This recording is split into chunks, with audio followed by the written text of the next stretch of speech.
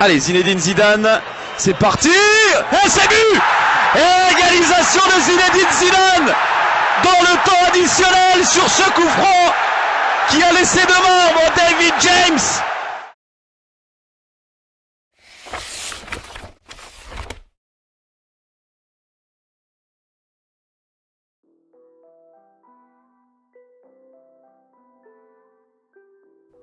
Avant d'être une histoire de Coupe du Monde, France-Angleterre, c'est surtout une histoire de Coupe d'Europe, de championnat d'Europe des nations pour être précis.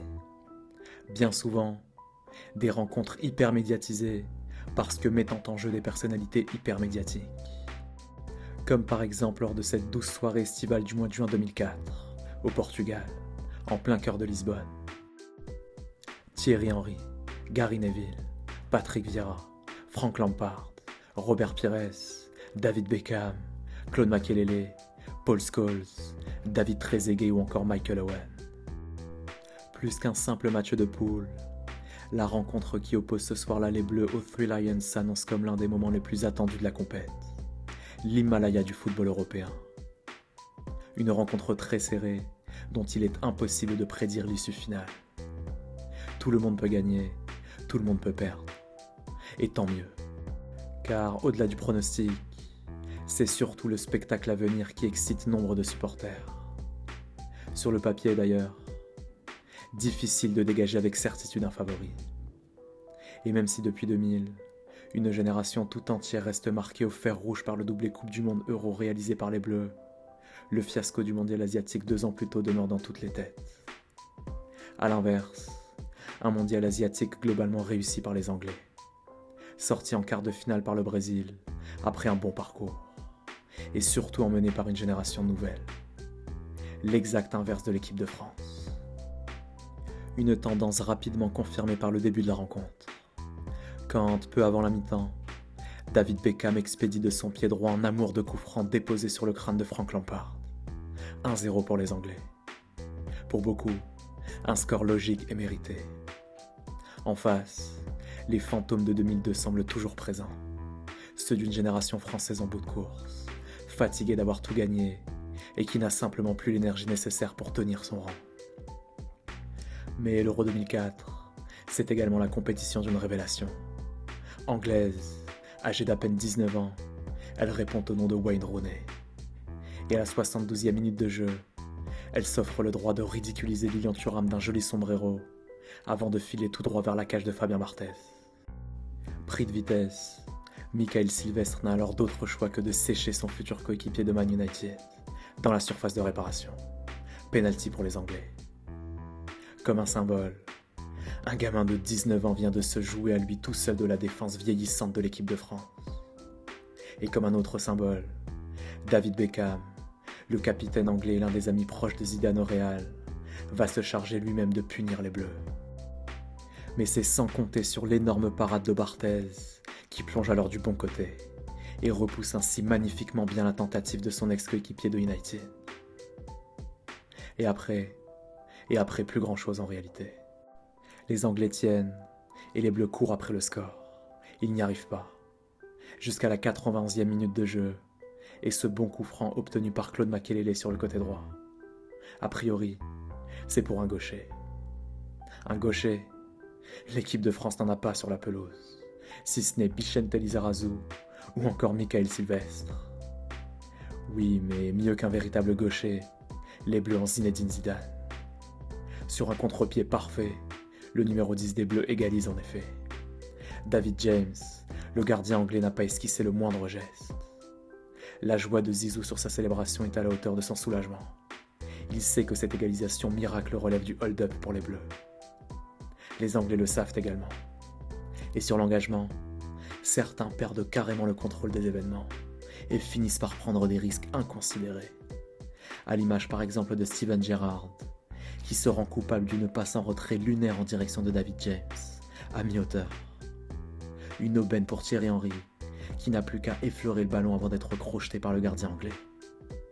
Incroyable, penalty pour l'équipe de France. Dominatrice pendant 90 minutes de jeu, l'Angleterre vient d'offrir sur un plateau les 3 points à son adversaire, en à peine 180 secondes. Côté tricolore, l'identité du tireur ne fait pas de mystère. Ce sera bien entendu Zinedine Zidane. Du mystère pourtant, il en existe autour des quelques secondes qui précèdent sa tentative. Quand certaines caméras de télévision surprennent le numéro 5 du Real, la tête baissée, éjectant de son gosier un bon litre de vomi. Pour percer le mystère, on évoquera l'hypothèse d'un repas mal digéré, d'un étourdissement lié à la chaleur, voire d'une bouffée de stress. Le stress, un mot qui pourtant n'a pas sa place dans le dictionnaire foot de Zinedine Zidane. Car sans trembler, l'ancien de la Juve prend une fois de plus David James à contre-pied. Petit filet, imparable. Victoire 2-1 de l'équipe de France. Très violente d'un point de vue émotionnel, la défaite anglaise n'empêchera pourtant pas les hommes d'Eriksson de rallier les quarts de finale du tournoi pour aller y affronter le Portugal de Luís Figo dans un match de légende. Ironie de l'histoire en revanche, la victoire miracle des Bleus ne corrigera en rien leur fragilité tactique pour la suite du tournoi. Non, malgré une bonne phase de poule, Jacques Santini ne parviendra jamais à trouver la bonne formule, pas plus qu'il ne réussira à ménager l'ego de ses attaquants. Autant de problèmes qui ressurgiront à l'occasion du fameux quart de finale face à la Grèce, le futur vainqueur du tournoi. De cet Euro 2004, il ne reste finalement rien d'autre pour l'équipe de France que le doublé salvateur de son numéro 10 face à l'Angleterre. Un doublé salvateur donc, et accessoirement quelques années plus tard, une célèbre punchline de rap français selon laquelle il faut n'avoir confiance qu'en deux choses. Son Desert Eagle et Zizou dans les arrêts de jeu. 8 ans plus tard, c'est au tour de Samir Nasri de signer à son tour une punchline mémorable.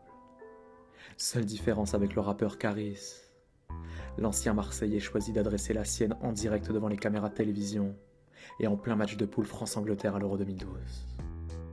Ferme ta gueule, peut-on alors lire sur ses lèvres au moment de célébrer son but égalisateur face aux Three Lions.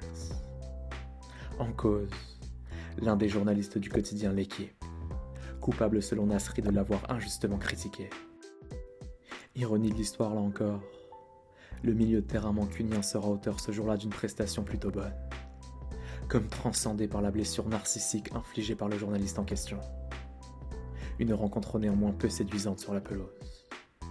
Méfiant pour un premier match de poule, Français et Anglais ont en effet choisi de ne surtout pas se livrer et de se regarder jouer 90 minutes durant. Un partout score final. Dès l'issue du match, Samir Nasri lui jouera carte sur table en conférence de presse, admettant droit dans les yeux au journaliste en question que les insultes lui étaient bel et bien destinées, avant malgré tout de nuancer sa position quelque temps plus tard au micro de TF1. Cela ne me déstabilise pas, déclare-t-il, car je ne lis pas la presse. Mais ma mère est souffrante, et quand elle lit que son fils est bidon, c'est délicat. Il y a une réponse peut-être un peu maladroite de ma part. Performant face à l'Angleterre, Nasri ne le sera plus du tout par la suite. Décevant face à la Suède, envoyé sur la touche lors du quart de finale éliminatoire contre l'Espagne. Juste pour le plaisir malgré tout, il en profitera pour s'offrir une ultime séance d'insultes à l'égard d'un journaliste. En cause, son refus de s'arrêter au micro de l'un d'entre eux pour débriefer l'élimination des Bleus. Le tout suivi d'un échange plutôt houleux entre les deux hommes, amorcé de cette façon par le journaliste. Eh ben casse-toi alors. Tu me dis casse-toi, viens on va régler ça là-bas. Oui c'est ça. Réponse de Nasri. Va te faire enculer. Va niquer ta mère, sale fils de pute. Va te faire enculer. Comme ça, tu pourras dire que je suis mal élevé. Successeur longtemps annoncé de Zidane au poste de meneur de jeu, Samir Nasri ne parviendra finalement jamais à s'imposer en équipe de France. Le 10 février 1999, il fait près de 0 degré à Londres.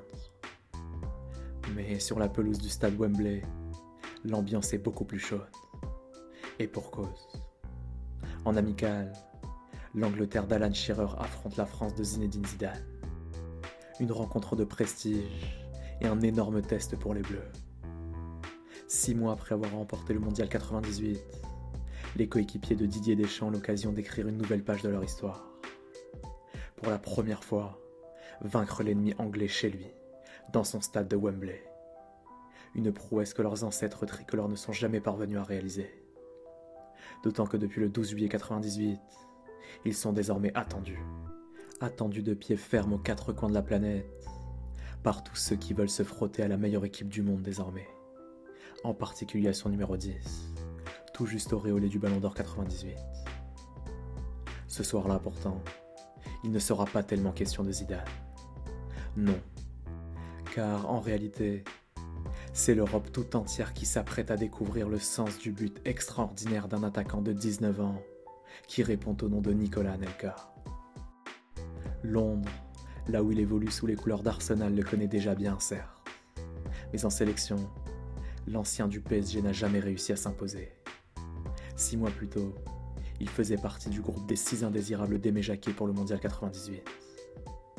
Cette rencontre face à l'Angleterre constitue donc pour lui une formidable occasion de prouver ce dont il est capable au plus haut niveau. Et peu importe son inexpérience. Aux journalistes qui l'interrogeaient la veille, il le certifiait d'ailleurs. Je ne crains aucun défenseur anglais précisément. Je ne crains personne. Le défi ne me fait pas peur. Eux ne pensent qu'à une chose, nous battre, nous humilier. Nous en revanche, c'est un match amical, mais un match qu'il ne faut pas perdre. Avant de conclure, une garantie, sur le terrain, ça va être une bataille. En résumé, un adolescent boutonneux de 19 ans qui se permet sans complexe de lancer un défi à la sélection anglaise, à la nation qui a inventé le football. Pour ceux qui d'aventure n'étaient pas encore au courant à l'époque, le ton est donné. Expérimenté ou pas, Nico Anelka n'a pas de temps à perdre. Il est sûr de lui. Ses qualités et son culot peuvent lui permettre d'affronter n'importe quel adversaire. Entre insouciance de jeunesse et arrogance, la frontière est parfois mince. Nico Anelka, lui, choisit très clairement de la fouler aux pieds. Le jour J, pourtant, force est d'admettre que la première période est vierge de toute étincelle. Puis vient la seconde, marquée cette fois-ci par 3 coups d'éclat. Sur un caviar de Zidane, Anelka justement expédie un ovni sur la barre transversale du gardien anglais. Puis, quelques instants plus tard, rebelote. Zizou pour Anelka, qui cette fois-ci peut ouvrir la marque avant de doubler la mise 7 minutes plus tard sur un bon service de Dugarry. L'Angleterre ne reviendra pas. 2-0 pour les Bleus, score final. Logique au regard de la physionomie de la rencontre. Beaucoup moins logique en revanche, l'extraordinaire décontraction d'Anelka tout au long de la rencontre. Sur chacun de ses buts, un seul mot vient à l'esprit. La facilité. Pour détruire à lui tout seul la sélection anglaise, l'ancien de Clairefontaine n'a même pas eu besoin de forcer. Thierry Henry, David Trezeguet et maintenant Nico Anelka. Le tout avec un Zidane bientôt à l'apogée de sa carrière. Pour beaucoup d'observateurs, le règne tout-puissant de l'équipe de France ne fait que débuter. Il risque même de durer encore de très longues années. Sur un plan personnel, Anelka lui semble enfin tenir sa revanche personnelle. Lui qui avait très mal digéré son éviction de la liste pour France 98. Et titulaire en première ligue, performant en sélection désormais, il a toutes les cartes en main pour devenir l'attaquant numéro 1 des Bleus. Et qui sait, l'un des meilleurs attaquants du monde. Au diable la concurrence en attaque. Tous ceux qui les ont observés à Clairefontaine l'assurent. De Thierry Henry ou de Nicolas Anelka, c'est sans conteste le natif de Trappes qui est le plus talentueux balle au pied. Pour réussir sa carrière en bleu, c'est une autoroute à 4 voies qui s'offre à lui désormais. Cette autoroute pourtant, le futur joueur de Chelsea ne parviendra jamais à l'emprunter. Il optera plutôt pour une vulgaire nationale limitée à 80 et infestée de radars de contrôle. Car la France entière l'ignore à cet instant, mais face à l'Angleterre à Wembley, Nicolas Anelka vient sans le savoir d'accomplir sa meilleure performance en sélection. Hélas, en effet, sa courbe de progression en bleu est déjà sur le point d'amorcer le déclin. Et de 2000 à 2010, la suite de sa carrière tricolore ne ressemblera qu'à une seule chose, Un immense gâchis.